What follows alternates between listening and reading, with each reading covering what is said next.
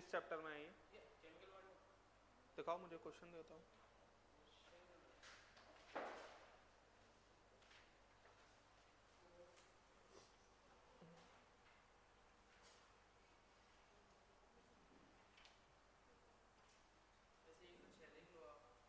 बताओ ना मेरे को, मॉड्यूल तो दो।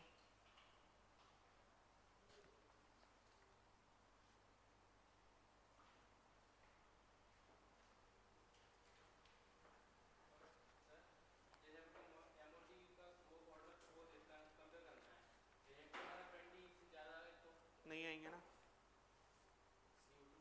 नहीं आएगा, कभी नहीं आएगा। लाओ दिखाओ मुझे क्वेश्चन। नहीं, आराम से देख लो। CO2 का आएगा ही नहीं, मुझे तो पता है ना। हो ही नहीं सकता, जब मैं बोल रहा हूँ हो ही नहीं सकता, कभी नहीं पूछा जाता। 20 से ज़्यादा का कभी पूछा ही नहीं जाएगा।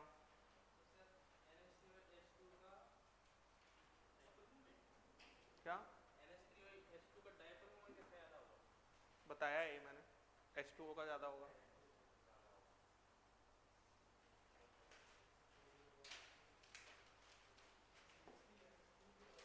हाँ,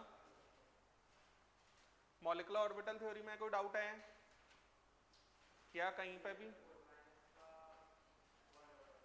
ClO4 माइनस का बॉन्ड ऑर्डर देखो, एक चीज सिखाई देते हैं। देखो इधर, जैसे थोड़ा थोड़ा रेजोनेंस बताया था मैंने आपको, बताया है ना, थोड़ा थोड़ा रेजोनेंस क्या होता है कि नहीं बताया तो फिर से बता देते हैं, देख लो। मॉलिक्यूलर ऑर्बिटल थ्योरी के तो क्वेश्चंस आप पे बन जाएंगे, कर लिया आपने। कभी भी क्वेश्चन ऐसा आता है sp mixing is not operative, मतलब sp मिक्सिंग नहीं हो रही है, तो फिर बॉन्ड ऑर्डर बताओ, तो फिर उस केस में O2 और F2 वाला ही बॉन्ड ऑर्डर फॉलो होगा, मतलब वही वाला एनर्जी का ऑर्डर फॉलो होगा। समझ में आया ना? तो यहां पर अगर हम बात करते हैं, देखो जरा,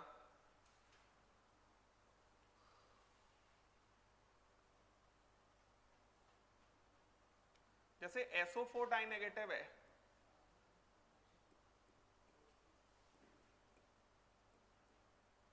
SO4 डाई नेगेटिव ये है, ठीक है।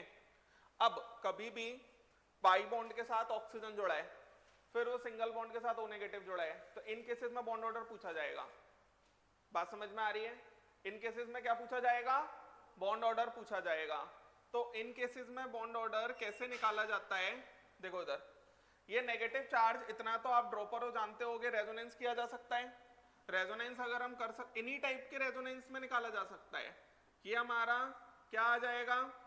देखो इधर, ये O नेगेटिव है ना, और इसको ऐसा लिख लो, देखो S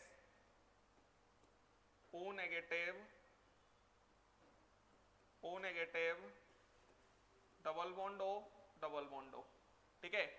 तो ये हमारा SO नेगेटिव, ये हमारा डबल बॉन्ड O, ये हमारा O नेगेटिव, और ये हमारा डबल बॉन्ड O। क्लियर है? फिर हमारा रेजोनेंस होगा, फिर से अगर हमारा रेजोनेंस होगा तो ये हमारा सल्फर है, ये हमारा O नेगेटिव है ना, और अगर हम बात करते हैं, ये हमारा double bond O, double bond O और O नेगेटिव। क्लियर है? उसके बाद में, अरे अलग अलग होते जा रहे हैं, 3 हो गए ऐसा। अब कौन सा होगा नेक्स्ट?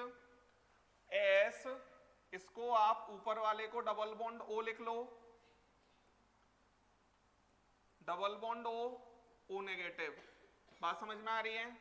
उसके बाद S, double bond O, double bond O negative.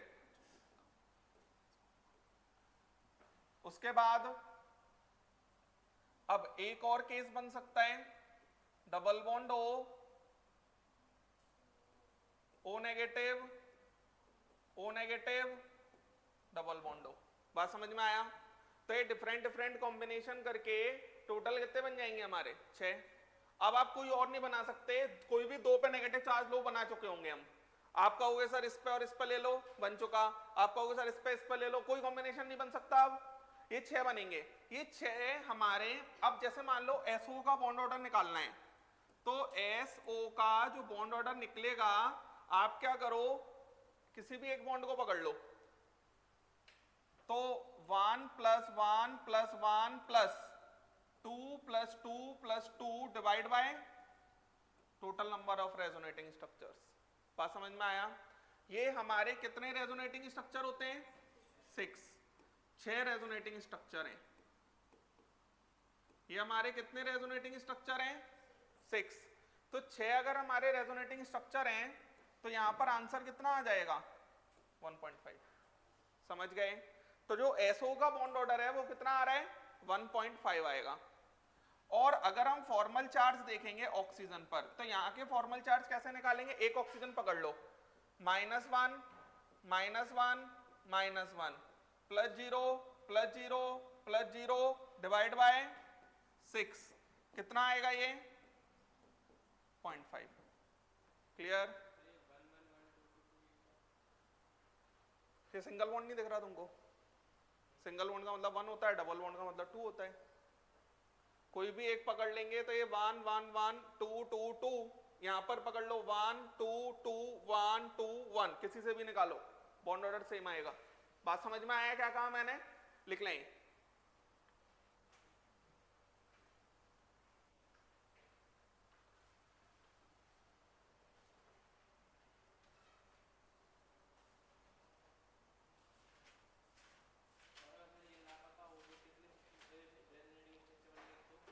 तो नहीं बता पाएंगे।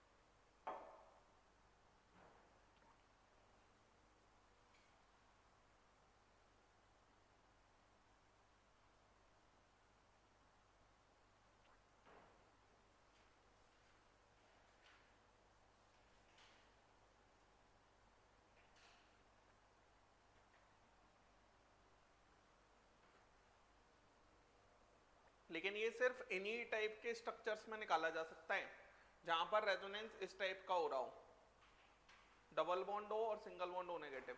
बात समझ में आया ना? डबल बॉन्ड हो और सिंगल बॉन्ड ओ नेगेटिव, इन्हीं टाइप के स्ट्रक्चर्स में निकाल सकते हैं। क्लियर है? चले आगे, देखो नेक्स्ट। अब जैसे मान लो ClO4 नेगेटिव लिखा है, तो ClO4 नेगेटिव ऐसा कुछ होगा। इसका आसान है बनाना। इसके टोटल रेजोनेटिंग स्ट्रक्चर कितने बनेंगे? 4। नेगेटिव चार्ज चारों ऑक्सीजन पर घूम जाएगा। तो यहां पर जैसे मान लो ये लिखा है, ये हमारा O नेगेटिव यहां पहुंच जाएगा, डबल बॉन्ड O और डबल बॉन्ड O। फिर ये हमारा क्लोरीन है, यहां पर double bond O negative, double bond O, double bond O। फिर एक और बन जाएगा, डबल बॉन्ड O नेगेटिव और ये डबल बॉन्ड O। क्लियर है क्या कह रहा हूं मैं? तो यहां पर ये ऐसा कुछ हो गया। अब ClO बॉन्ड ऑर्डर देख लो, तो ClO बॉन्ड ऑर्डर, किसी भी एक ClO बॉन्ड को पकड़ लो, 2 + 1 + 2 + 2 डिवाइड बाय 4, कितना आ रहा है? 1.75, है ना? Formal charge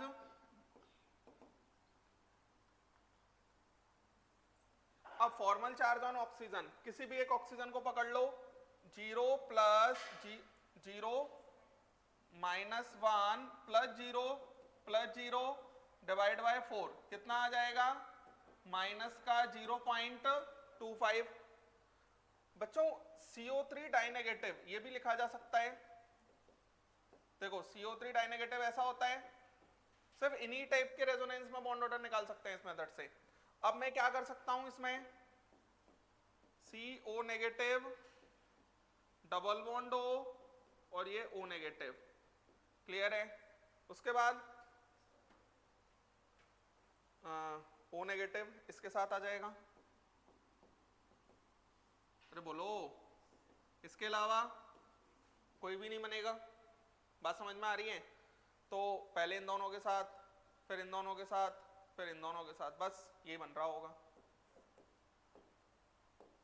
CO bond order कितना आएगा, +1 डिवाइड बाय 3 आएगा, है ना, डिवाइड बाय 3 आएगा तो ये कितना आ जाएगा, 1.33, क्लियर है। और ये 1.33 आ गया, बॉन्ड ऑर्डर निकाल, फॉर्मल चार्ज निकाल सकते हैं।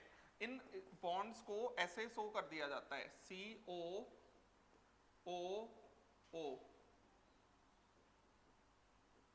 ऐसा, क्लियर है।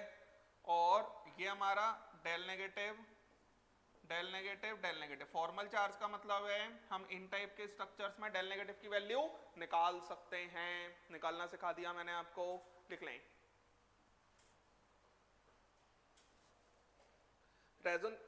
रेजोनेंस का मतलब ही यही होता है कि ये इधर से ऐसा हो जाना, कि डबल बॉन्ड वो सिंगल बॉन्ड में चेंज हो जाएगा।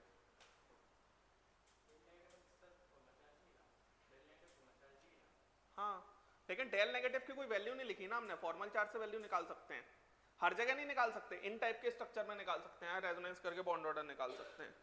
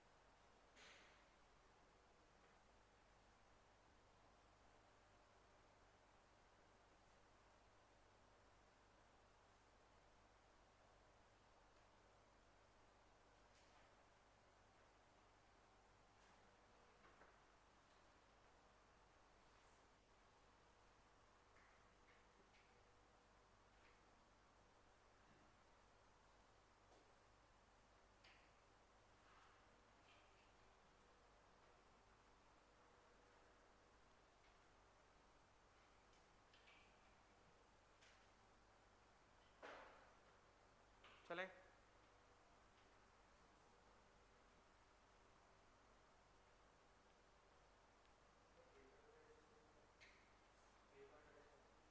वेपर प्रेशर तो लिक्विड सॉल्यूशन में आएगा। क्या क्वेश्चन दिया है, इंट्रा कम करेगा,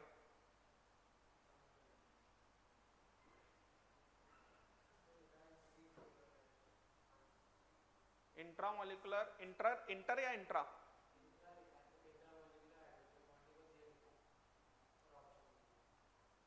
intramolecular hydrogen bonding vapour pressure होता है इसके वेपर्स, हाँ सही है, वेपर फेज में ज्यादा जाएगा ना।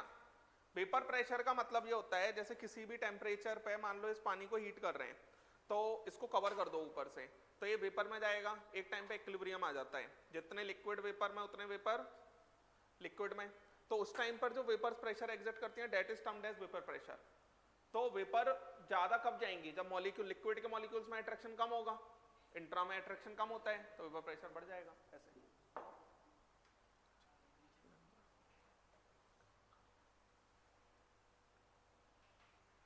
अरे क्लियर है, चलो नेक्स्ट लिखो lattice energy, lattice energy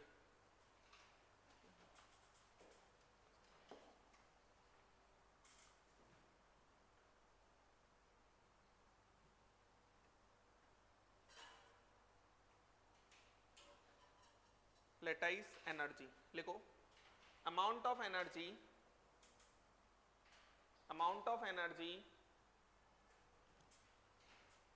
amount of energy required, amount of energy required to break,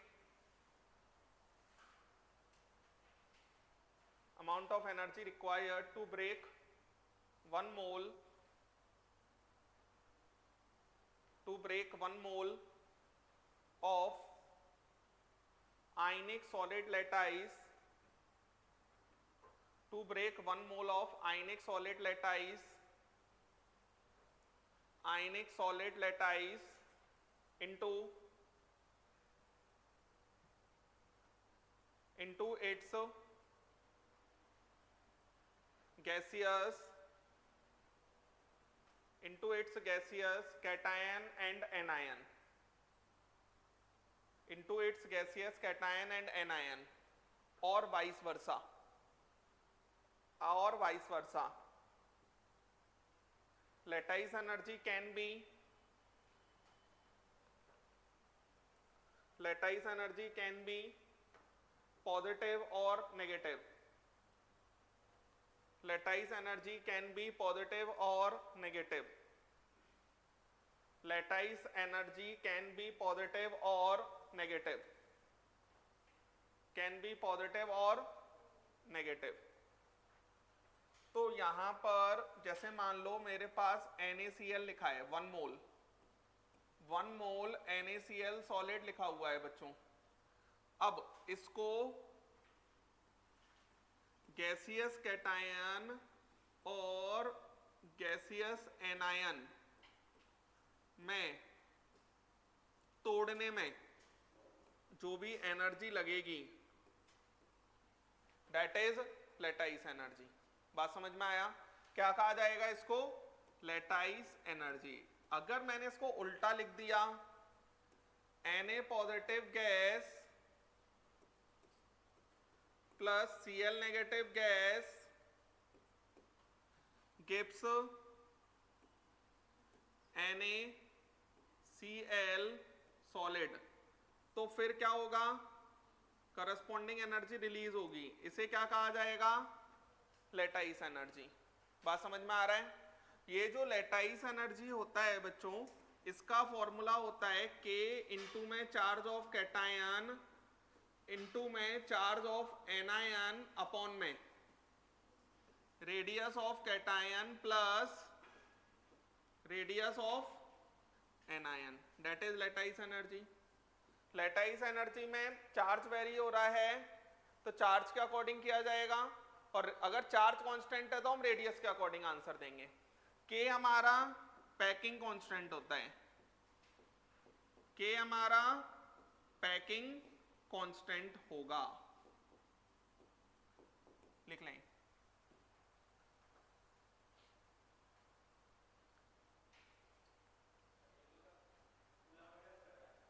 हाँ उसी टाइप का होता है ये।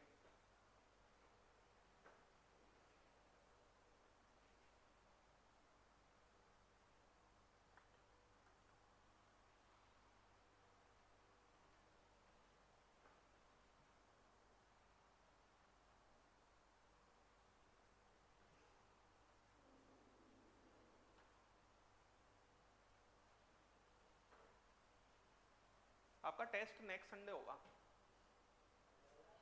इस संडे नहीं होगा। अरे कल नहीं होगा, अगले संडे होगा। सिलेबस सेम ही रहेगा, मतलब थोड़ा बहुत केमिस्ट्री में ऊपर नीचे होगा, सेम ही रहेगा। बाकी नहीं, ये जानने की तुमको जरूरत ही नहीं है। क्या? हाँ क्या?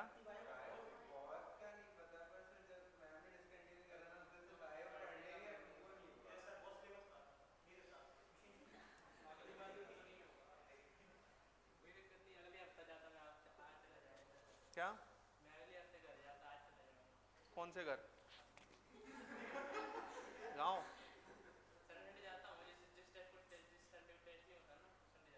अच्छा अच्छा, दशहरा वाले दिन चले जाना। हाँ, मैस बंद रहती होगी।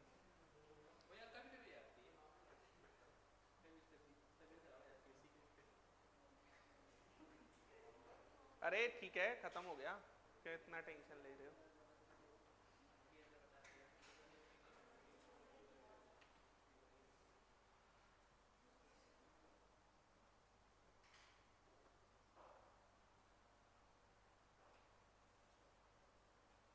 चले आगे। लेकिन ये सब एक्सक्यूजेस होने नहीं चाहिए। चलो इस बार पेपर एक हफ्ते शिफ्ट हो गया, ऐसा नॉर्मली तो नहीं होगा, तो आपकी तो तैयारी परफेक्ट ही होनी चाहिए।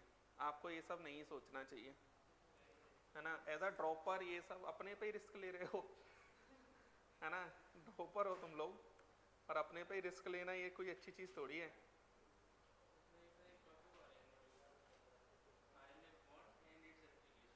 हाँ, तो क्या हो गया, कर लेना। हाँ, देखो इधर, तुम बहुत टेंशन लेते हो। मेरे को लगता है लेते नहीं हो। नहीं, टेंशन लेनी चाहिए। हाँ,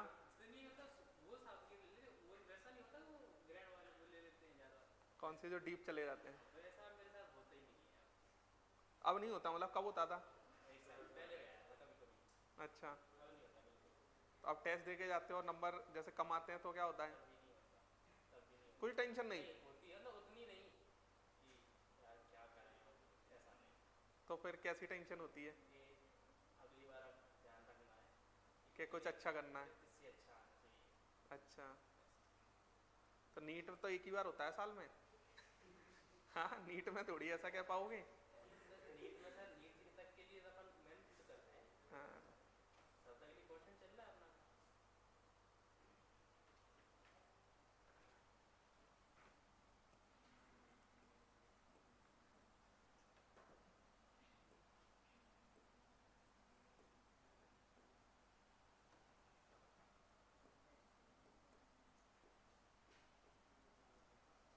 अगर आप लोग थोड़ी और पढ़ाई अपनी बढ़ा दो तो मुझे 3 से 4 सिलेक्शन दिखते हैं इस बैच में।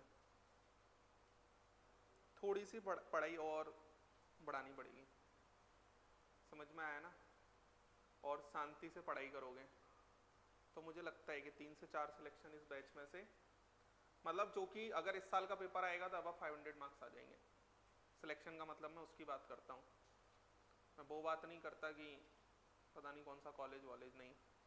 मुझे 3 से 4 स्टूडेंट्स दिखते हैं। देखो इधर, सोडियम ये +1 है बच्चों, ये -1 है। ये मैग्नीशियम है, ये +2 है, ये -1 है। ये +3 है और ये -1 है। बात समझ में आया। तो यहाँ पर क्या हो जाएगा, ये आ जाएगा। बात समझ में आया ना। और पढ़ लोगे तो सिलेक्शन क्या पता और बढ़ जाए। पेपर बहुत आसान आता है, नीट का पेपर मुझे तो बहुत आसान लगता है। और आप जिस तरीके से पढ़ाई कर रहे हो, थोड़ा सा और बढ़ा दो अपनी, तो चांसेस आपके बहुत बढ़ जाएंगे। बाकी डिपेंड तो आप पे ही करता है कि आपको सिलेक्ट होना है या नहीं होना। नहीं होना तो भी कोई दिक्कत नहीं है, फिर ड्रॉप ले लेना। ये +1, ये कितना हो जाएगा -2, ये +1, ये कितना हो जाएगा -3। तो चार्ज अगर बढ़ेगा तो लेटाइस एनर्जी बढ़ेगी। अरे बोलो, आ रहा है समझ सभी को। चार्ज अगर बढ़ेगा तो लेटाइस एनर्जी बढ़ेगी, है ना। अब जैसे मेरे पास लिखा है LiF NaF KF RBF और CSF, ये है KF KCl KBr और ये KI। अब बच्चों इनके अंदर अगर आप देखते हो तो चार्ज तो सेम है, एल्कलाइन मेटल फिक्स है भैया, +1 बनाता है वो। तो ये +1 -1 +1 -1 +1 -1 +1 चार्ज तो सेम है। रेडियस बढ़ेगी तो लेटाइस एनर्जी घटेगी, तो ये ऑर्डर आएगा। चार्ज और रेडियस में बड़ा फैक्टर किसे मानना है, चार्ज को। क्लियर है? यहां पर अगर हम बात करते हैं ये +1 ये -1, ये +1 ये -1, +1 -1 +1 -1, क्या आंसर आ जाएगा? यही आंसर आ जाएगा। आया? कोई तकलीफ? लिख लें।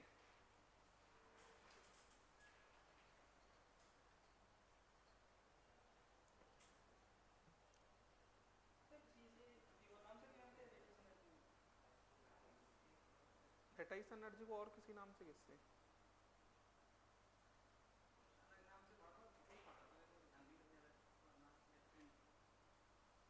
नहीं, लेटाइस एनर्जी को तो लेटाइस एनर्जी ही कहते हैं।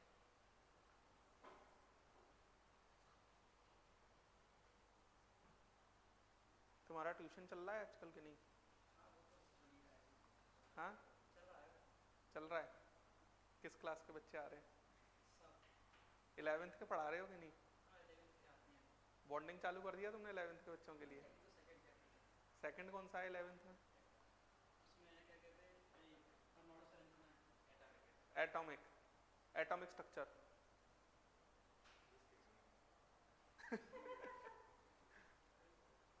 तो हिंदी मीडियम पढ़ा रहे हो तुम इंग्लिश मीडियम?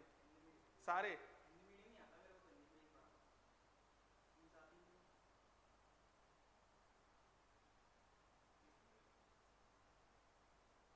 अगले साल से पढ़ा लेना इंग्लिश भी। गाँव में ऐसे ही चल जाता है।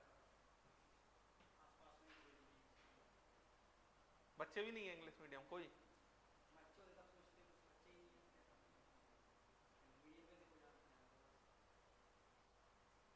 तो ये बच्चे आगे क्या करते हैं हिंदी मीडियम पढ़ने के बाद? पुलिस की तैयारी। अच्छा, क्या पुलिस में मतलब क्या बनते हैं? क्या बनते क्या हैं? कांस्टेबल? नहीं, बन जाते होंगे हर साल।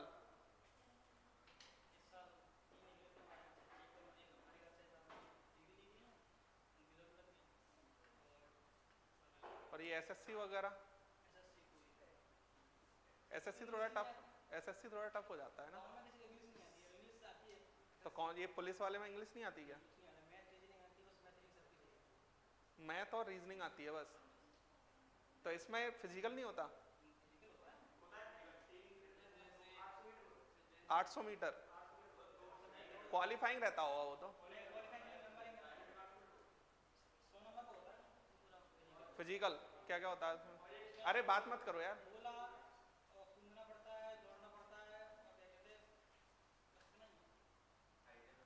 और कांस्टेबल और उसके बाद कौन होते हैं? एसआई? एसआई का अलग पेपर होता है?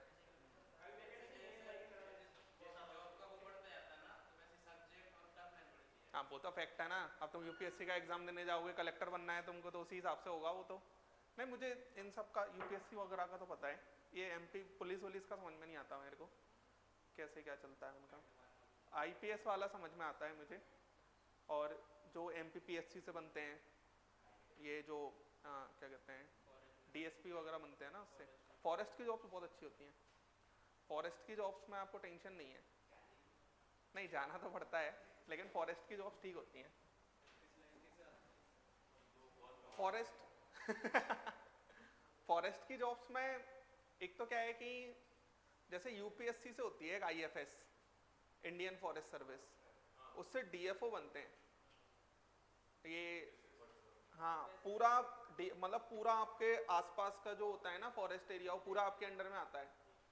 तो एक तो बढ़िया लाइफ स्टाइल है, और उसकी भी जो जॉब का जो लेवल है वो है तो कलेक्टर के ही लेवल का। बस ये है कि कलेक्टर को सबसे ऊपर क्यों माना जाता है, क्योंकि वो सोशल लाइफ से जुड़ा हुआ है ना, तो उसको थोड़ा सा ज्यादा लोग देख रहे होते हैं, तो उस टाइप से चल रहा होता है। बाकी उस लेवल की जॉब्स तो बहुत सारी हैं। जैसे एक आईईएस होता है, इंडियन इंजीनियरिंग सर्विस, इंजीनियर। जैसे आईएएस होता है ना यूपीएससी का, ऐसे ही आईईएस होता है, इंडियन इंजीनियरिंग सर्विस। तो उसकी भी जो जॉब्स हैं वो ग्रेड ए जॉब्स हैं। जो फैसिलिटीज, जो सैलरी स्केल पे ये सिविल सर्विसेज होता है, उस पर ही वो होता है। लेकिन पता चलता है क्या हमको कि उसका रिजल्ट आया किसमें? अच्छा ऐसा है क्या, पता नहीं, होगी, क्या करना। Next, hydration energy, hydration energy, next लिखो, hydration energy, energy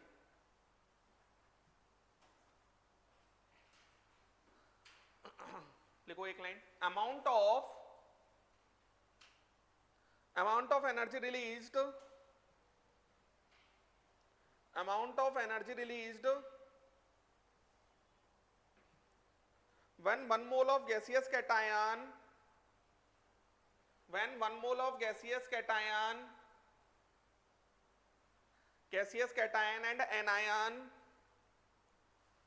and anion are completely dissolved in water, completely dissolved in water,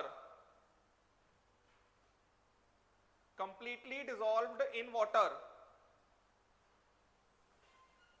is called hydration energy, is called hydration energy, is called hydration energy, hydration energy. It always carry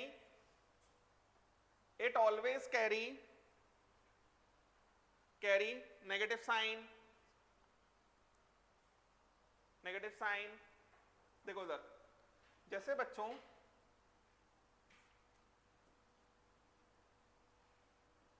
Na positive gas है, ठीक है, gas को, gaseous cation को जब हमने पानी में डाला तो बहुत सारे पानी के साथ में इसने इंटरेक्शन किया होगा, तो ये इंटरेक्शन बनते हैं, नए नए इंटरेक्शन बनेंगे तो एनर्जी निकलेगी, तो ये हमारा Na पॉजिटिव एक्वस आ जाएगा। बात समझ में आया? कितना होना चाहिए? 1 मोल। एनर्जीज जो डिफाइंड है वो हमेशा 1 मोल के रिस्पेक्ट में डिफाइंड है, एनर्जीज जो डिफाइंड है वो हमेशा 1 मोल के रिस्पेक्ट में डिफाइंड है। इसी तरीके से Cl नेगेटिव गैस है, Cl नेगेटिव गैस का H2O लिक्विड, ये हमारा कितना आ जाएगा? Cl negative aqueous, 1 mole Cl negative ion होगा, है ना, ये हमारा आ गया। और hydration energy, hydration energy directly proportional to charge density, hydration energy directly proportional to charge density. Charge density समझते हैं? Charge upon size, size means volume. जैसे कि बच्चों अगर यहां पर Li पॉजिटिव गैस लिखा है, Na पॉजिटिव गैस लिखा है, K पॉजिटिव गैस लिखा है, Rb पॉजिटिव गैस लिखा है और Cs पॉजिटिव गैस लिखा है, साइज बढ़ेगा, कोई टेंशन नहीं है। लेकिन अगर यहां पर Li पॉजिटिव एक्वस है और Na पॉजिटिव एक्वस है, K पॉजिटिव एक्वस है, Rb पॉजिटिव एक्वस और Cs पॉजिटिव एक्वस, तो क्या आ जाएगा? ये आ जाएगा। क्योंकि हाइड्रेशन एनर्जी का मतलब हो गया Li पॉजिटिव की चार्ज डेंसिटी इन कैटायन में सबसे ज्यादा होगी, चार्ज तो सेम है, साइज सबसे छोटा, तो हाइड्रेशन एनर्जी सबसे ज्यादा आएगी इसमें। हाइड्रेशन एनर्जी सबसे ज्यादा आने का मतलब है पानी के मॉलिक्यूल सबसे ज्यादा एसोसिएट होना। बात समझ में आ रही है? पानी के मॉलिक्यूल सबसे ज्यादा एसोसिएट होना, समझ में आया? हाइड्रेशन एनर्जी जितना ज्यादा होगा, हाइड्रेशन एनर्जी कब ज्यादा होगा? जब चार्ज डेंसिटी ज्यादा होगी। तो Li पॉजिटिव और Na पॉजिटिव में किसकी चार्ज डेंसिटी ज्यादा है? Li पॉजिटिव की। तो जितनी ज्यादा चार्ज डेंसिटी उतना ज्यादा हाइड्रेशन एनर्जी, और हाइड्रेशन एनर्जी ज्यादा कब आएगी? जब पानी के साथ ज्यादा से ज्यादा इंटरेक्शन हुआ होगा, तो पानी की बहुत सारी लेयर्स चढ़ जाएंगी Li पॉजिटिव पे, तो Li पॉजिटिव एक्वस बहुत बड़ा होता है। ये बात समझ में आया? एक्वस फेज में Li पॉजिटिव सबसे ज्यादा होगा, और यही हाइड्रेटेड साइज की बात है। यही क्या लिखा हुआ है? Hydrated size. बात समझ में आया क्या कहा मैंने? हाँ बोलो। सॉरी सॉरी सॉरी, उल्टा लिख दिया मैंने, ये आएगा। अरे समझ गए?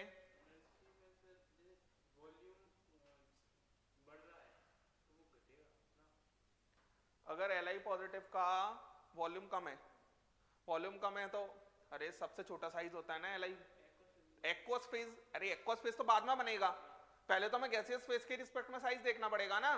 तो गैसियस फेज में सबसे छोटा साइज है, तो चार्ज डेंसिटी सबसे ज्यादा, तो हाइड्रेशन एनर्जी सबसे ज्यादा। हाइड्रेशन एनर्जी ज्यादा आएगी तो साइज बड़ा हो जाएगा। तो ये तो गैस है, ये पानी में डाला ही नहीं है, ये तो गैसियस फेज में ही है। एक्वस फेज मतलब पानी में डाल दिया। अरे समझ में आया? मतलब पानी में Li पॉजिटिव सबसे बड़ा होता है। क्लियर है?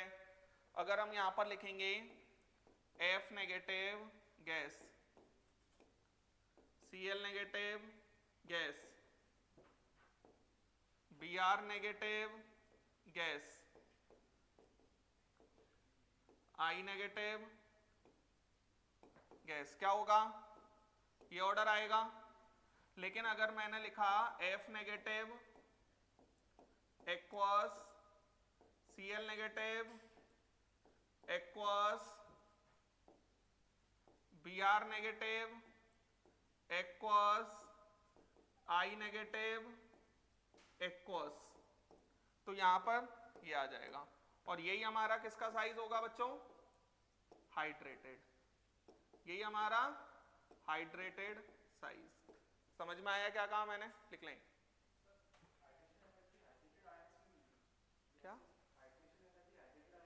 अरे यार तुम सिंपल सा दिमाग लगाओ ना, गैसियस फेज में ही तो पानी में डालेंगे, उसके बाद में हाइड्रेशन एनर्जी रिलीज होगी। तो गैसियस फेज में डाला होगा तो इंटरेक्शन किसने ज्यादा किया होगा? जिसका चार्ज डेंसिटी ज्यादा है, उसी की हाइड्रेशन एनर्जी ज्यादा, उसी का पानी के साथ में एसोसिएशन ज्यादा, तो वो बड़ा हो जाएगा। तो Li पॉजिटिव और Na पॉजिटिव को अगर मैं एक्वस में देखूंगा तो Li पॉजिटिव मुझे बहुत बड़ा और चलता हुआ दिख रहा होगा, और Na पॉजिटिव थोड़ा छोटा होगा, K पॉजिटिव और छोटा, ऐसे करके।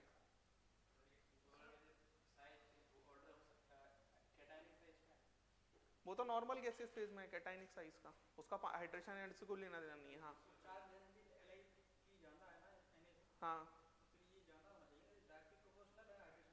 हाँ, तो चार्ज डेंसिटी ज्यादा है Li पॉजिटिव की, तभी तो साइज हाइड्रेशन एनर्जी ज्यादा रिलीज करी, तो साइज भी बड़ा हो गया। हाइड्रेशन एनर्जी ज्यादा रिलीज कब करेगा? जब ज्यादा से ज्यादा पानी से कनेक्टेड हो जाएगा। तो पानी से ज्यादा कनेक्टेड हो गया तो पानी की बहुत सारी लेयर चढ़ गई Li पॉजिटिव पर, तो साइज बड़ा हो गया। गैसियस में इसका कोई लेना देना नहीं है, ये तो मैंने कंपैरिजन सिखाया है, इन दोनों का आपस में कोई लेना देना नहीं है। गैसियस का हाइड्रेशन एनर्जी से कोई लेना देना नहीं है, ये बोलना चाह रहा हूं मैं।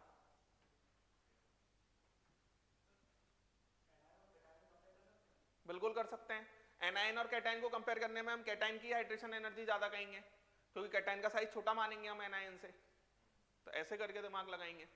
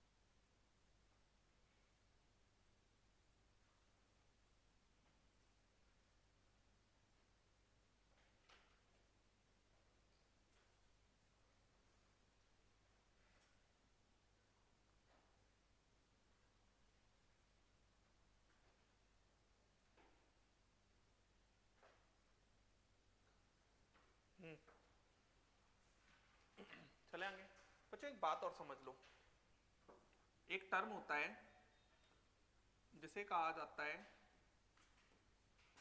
आयनिक mobility.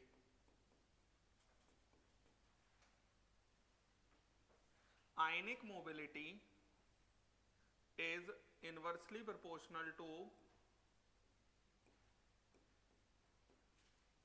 ionic mobility is inversely proportional to hydrated size.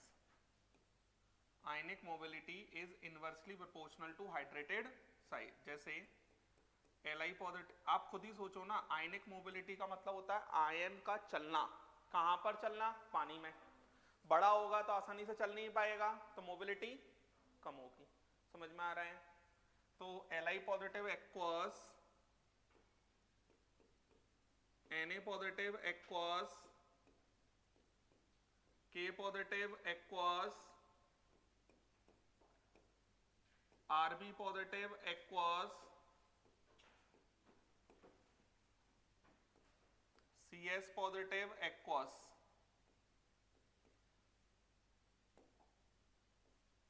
तो यहां पर हाइड्रेटेड साइज, हाइड्रेटेड साइज का जो ऑर्डर आएगा वो ये आएगा। तो आयनिक मोबिलिटी, आयनिक मोबिलिटी का ऑर्डर क्या आएगा? ये आएगा, सॉरी गलत लिख दिया मैंने। हाइड्रेटेड साइज का ऑर्डर क्या आएगा? ये आएगा। तो आयनिक मोबिलिटी का ऑर्डर क्या आएगा? ये आएगा। क्लियर है क्या कहा मैंने? इसी तरीके से F negative, Cl negative, Br negative, I negative. तो हाइड्रेटेड साइज, हाइड्रेटेड साइज ये F नेगेटिव एक्वस है, Cl नेगेटिव एक्वस है, Br नेगेटिव एक्वस है और I नेगेटिव एक्वस है। तो हाइड्रेटेड साइज का जो ऑर्डर आएगा वो ये आएगा, आयनिक मोबिलिटी का जो ऑर्डर आएगा वो ये आएगा। लिख लें।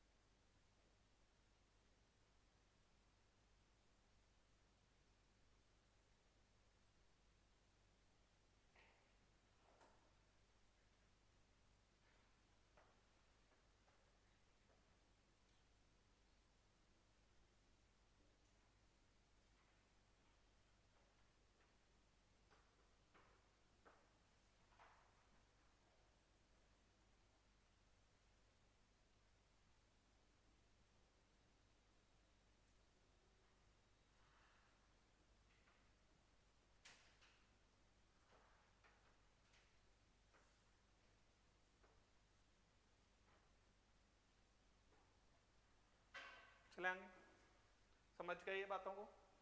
कोई तकलीफ? चलो next, ionic bond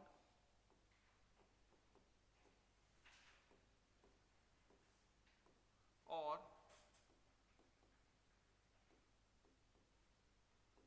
electrovalent bond, ionic bond और इलेक्ट्रोवैलेंट बॉन्ड,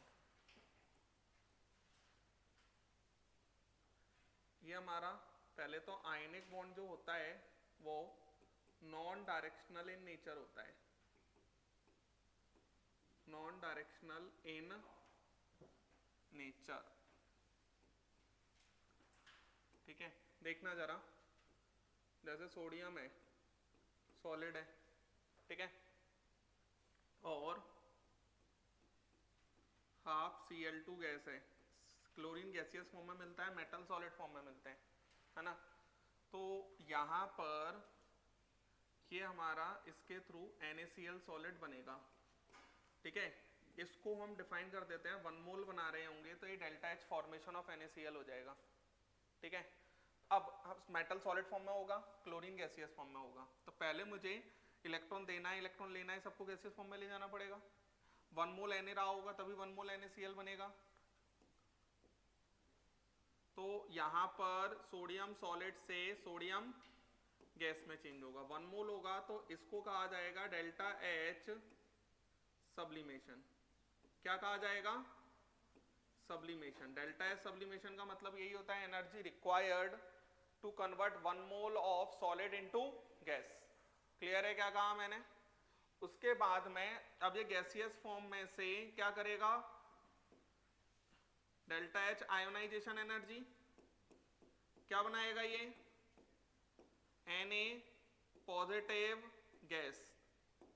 अरे बोलो, यहां पर बच्चों जैसे ये लिखा हुआ है तो इसके अंदर अगर हम बात करते हैं Cl2 है तो एक्चुअल में बॉन्ड एनर्जी एक टर्म होता है।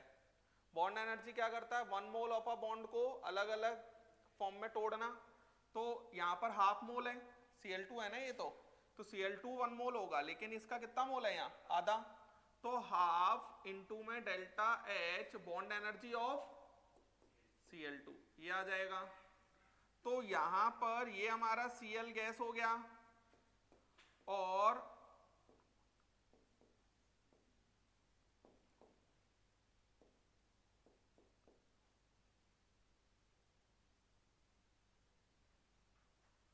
ये क्या आ जाएगा? Delta H electron gain enthalpy.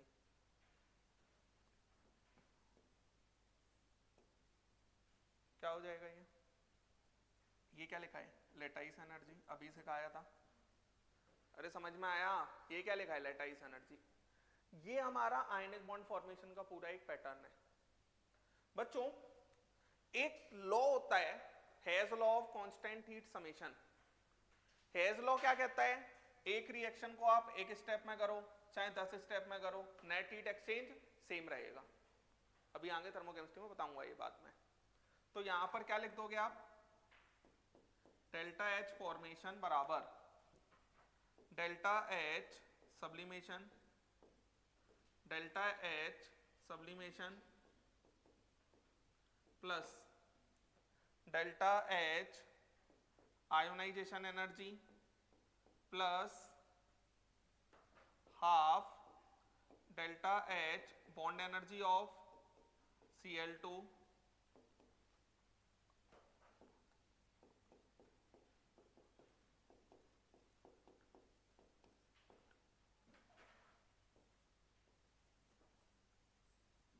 ये आ जाएगा।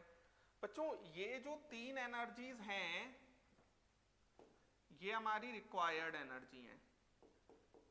ये जो 3 एनर्जीज हैं ये हमारी क्या है? Required energy. और ये जो 2 एनर्जी हैं ये क्या है? Released energy. केमिस्ट्री में रिलीज्ड एनर्जी हमारी रिक्वायर्ड एनर्जी से ज्यादा होनी चाहिए। ये बात समझ में आया?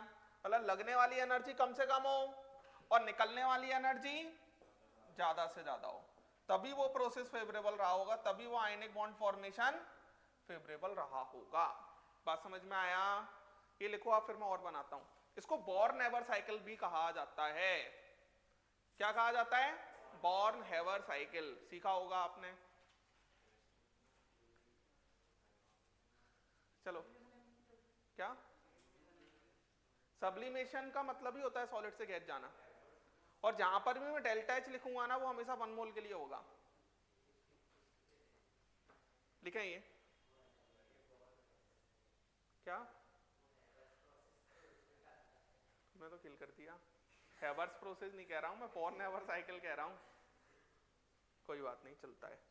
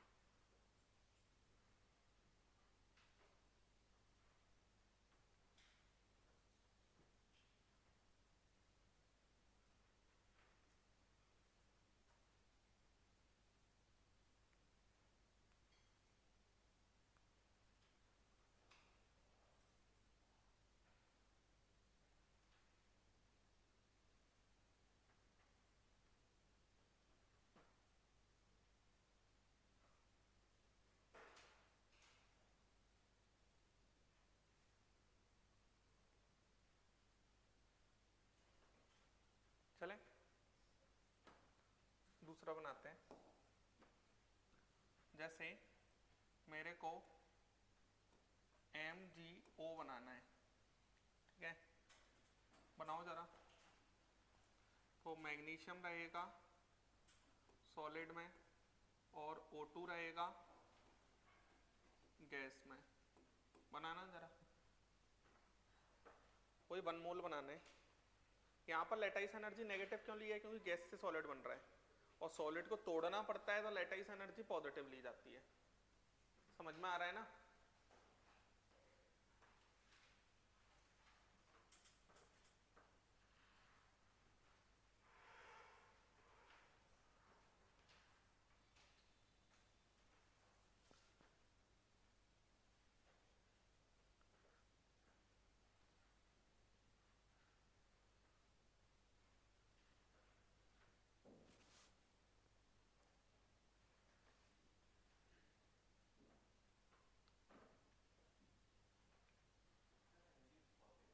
हम्म,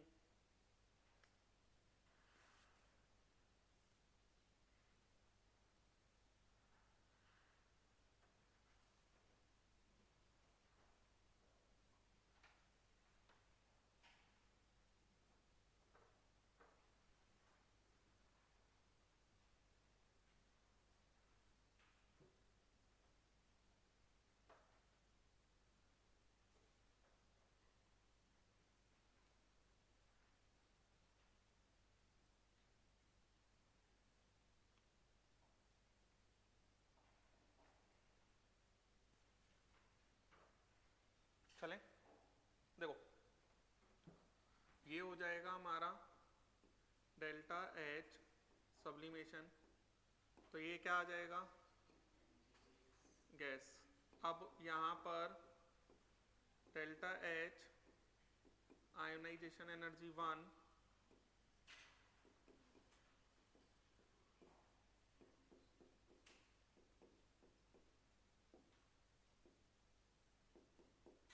+2, यहाँ पर हाफ इंटू में delta H bond energy of O2, तो ये कितना आ जाएगा? O gas.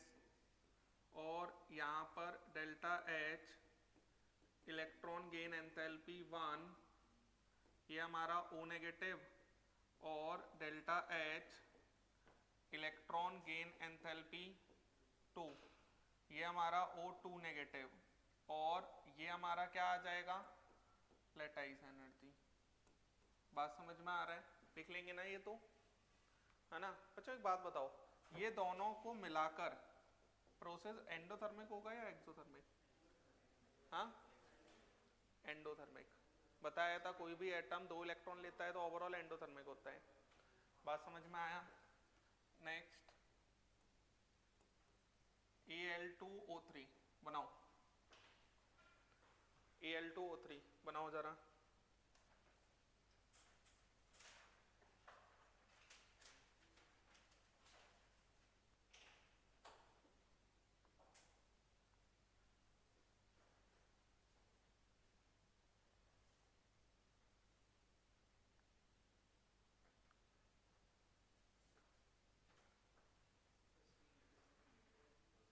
लेटाइस एनर्जी तो नेगेटिव में ही होगी, लेटाइस एनर्जी तो गैस से सॉलिड बनाएंगे, नेगेटिव ही होगी।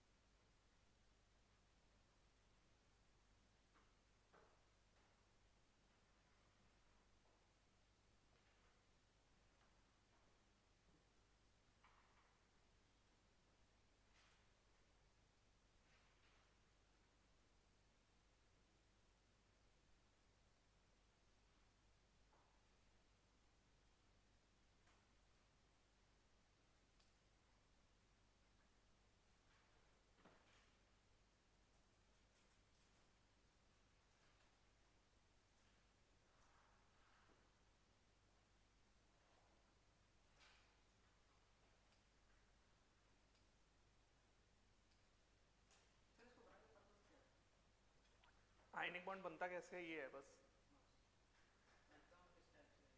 इस टाइप से पूरा आयनिक बॉन्ड में एनर्जीज का लेना देना रहा होगा, ये पर्पस है। तो एनर्जीज पर कुछ क्वेश्चन बनाया जा सकता है, ये है पर्पस। देखो इधर यहाँ पर एल्यूमिनियम 2 चाहिए तो 2Al सॉलिड ले लो, ऑक्सीजन आपको 3 चाहिए तो ये आप 3/2 O2 गैस ले लो, और ये हमारा क्या आ जाएगा, डेल्टा H फॉर्मेशन। क्लियर है? अब इसके अंदर यहाँ पर 2 इंटू में डेल्टा H क्या आएगा, सब्लिमेशन। 2 क्यों, 2 मोल है ना, तो 2Al गैस आ गया, ठीक है। उसके बाद 2 into delta H ionisation energy 1, तो ये 2Al प्लस 1 गैस। उसके बाद 2 डेल्टा H आयोनाइजेशन एनर्जी 2, ये हमारा 2Al प्लस 2 गैस। फिर 2Al प्लस 3 गैस, ये हमारा 2 आयोनाइजेशन एनर्जी 3, यहाँ पर 3/2 डेल्टा H बॉन्ड एनर्जी है ना, तो ये कितना 3O गैस। यहाँ पर कितना आएगा, delta H electron gain enthalpy 1, O negative gas, और ये हमारे पास 3 इंटू में डेल्टा H 2, ये हमारा कितना आएगा O2 नेगेटिव गैस, और दोनों से मिलके ये क्या, लेटाइस एनर्जी।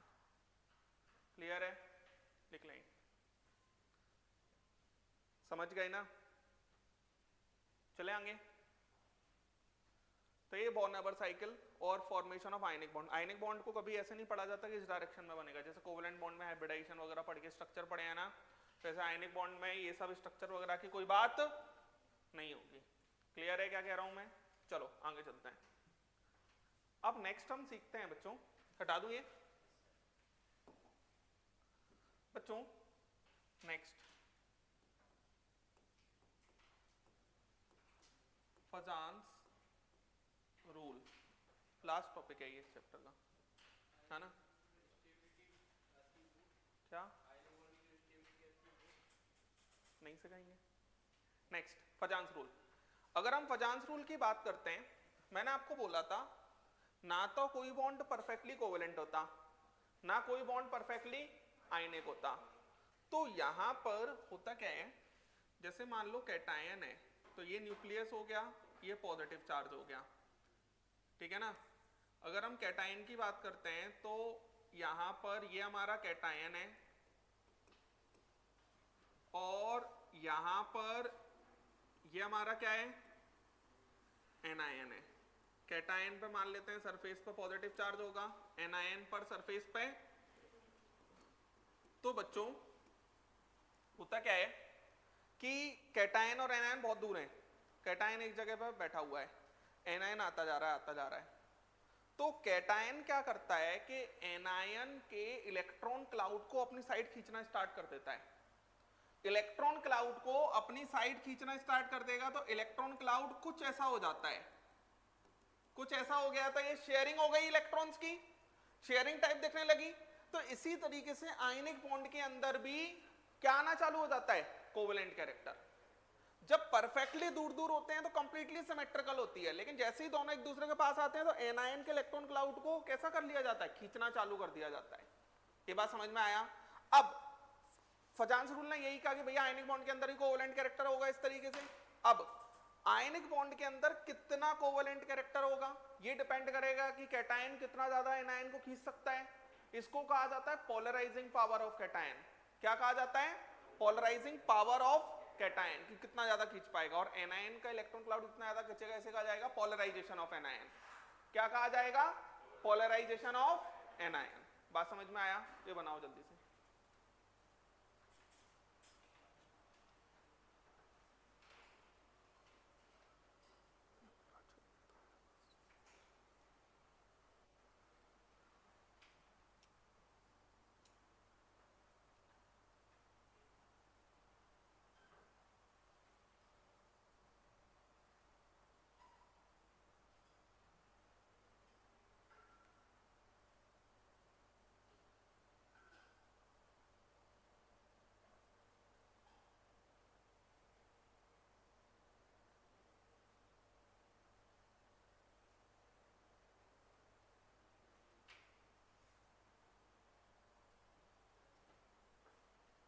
चले?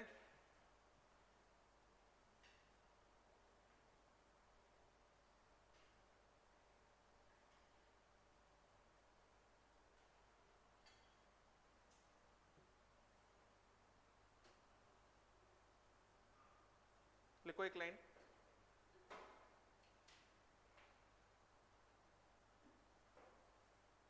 an ionic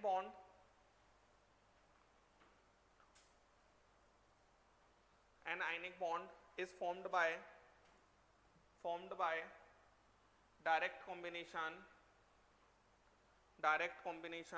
of cation and anion.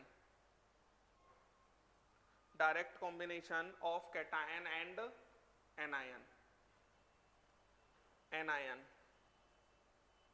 Combination of cation and anion.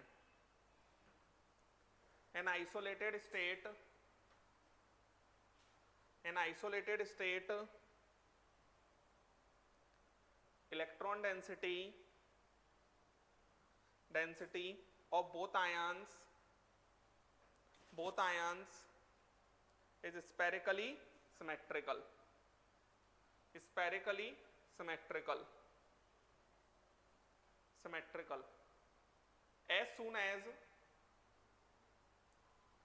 As soon as they come close together to form ionic bond,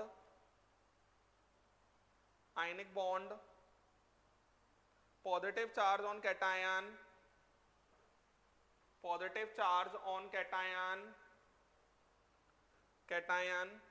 attracts electron cloud of anion,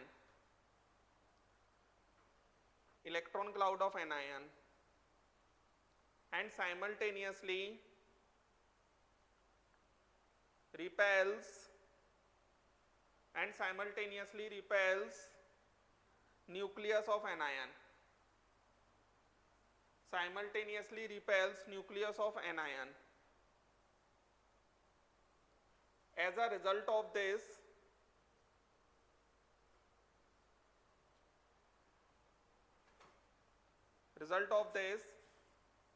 electron density of both ions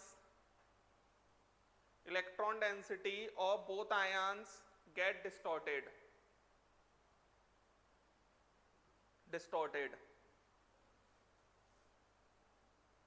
This distortion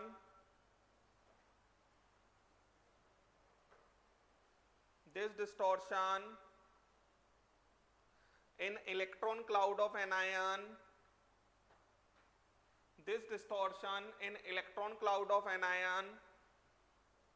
is named as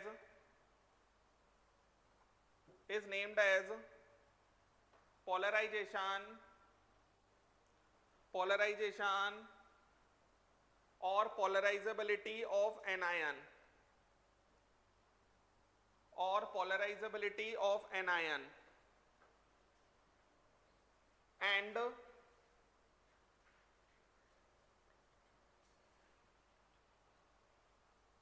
and capability of cation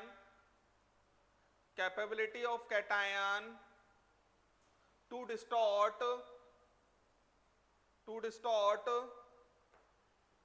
electron cloud of anion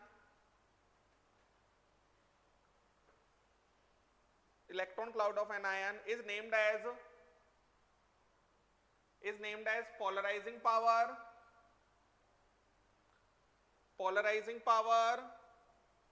slash charge density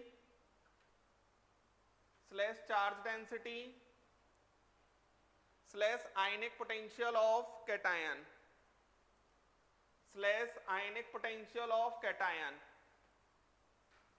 जिसे हम phi से represent करते हैं. आयनिक potential of cation हो जाएगा positive charge on cation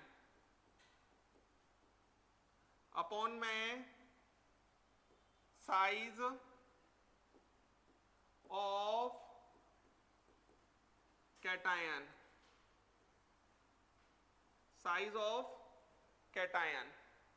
और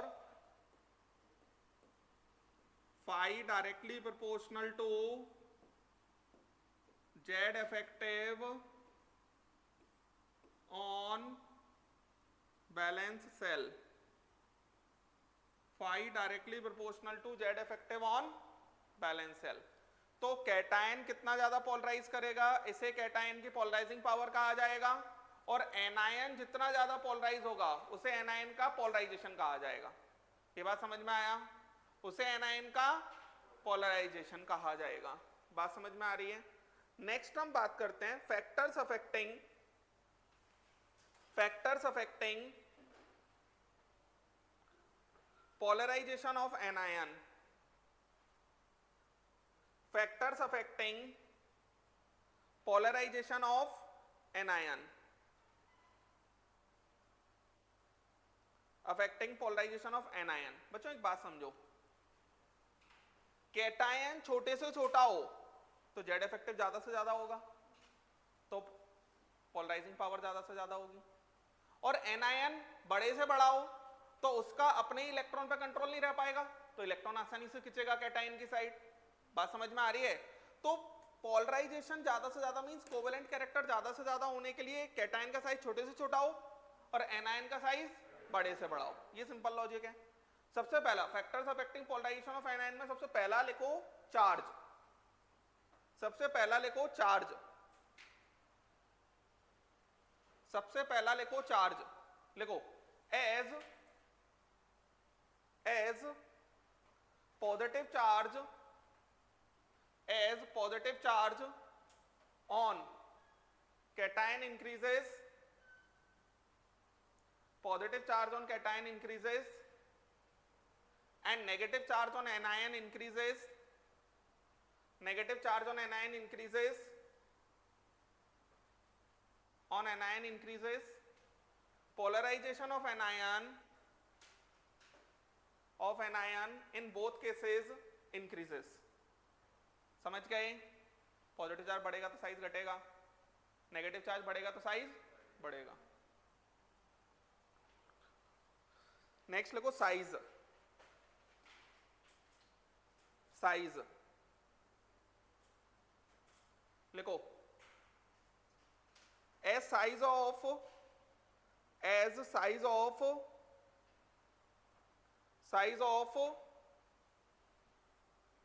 anion increases, size of anion increases and size of cation decreases, size of cation decreases polarization of anion in both cases increases, polarization of anion in both cases increases, polarization of anion in both cases increases। ठीक है, आज इतना ही रखते हैं, क्योंकि अब मैं अगर आगे पढ़ाऊंगा तो पूरा मुझे उसमें अंदर जाना है। अब टाइप ऑफ कैटायन